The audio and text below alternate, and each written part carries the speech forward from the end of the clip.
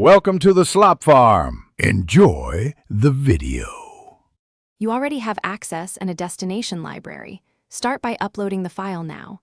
Drag it into the document library or use New File and wait until sync finishes. Once done, select the file and click Share to open the link dialog. You will see default link settings. Choose the initial permission level so collaborators get the right access. Make sure to name the file clearly and add a short description if helpful for later discovery. Now configure who can open the link and what they can do. Select anyone, people in organization, or specific people depending on sensitivity. Choose Edit or View accordingly. If you need limited duration, set an expiration date. For stricter control, uncheck Allow Editing or Require Sign-in.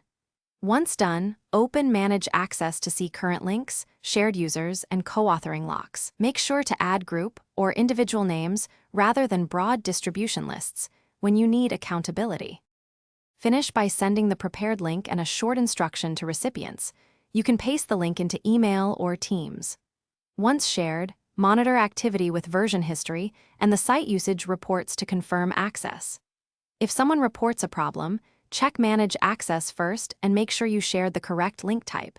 If links fail, revoke and recreate them with specific people and require sign-in. One key troubleshooting tip.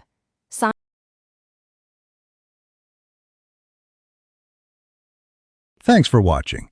Consider subscribing if we helped you today.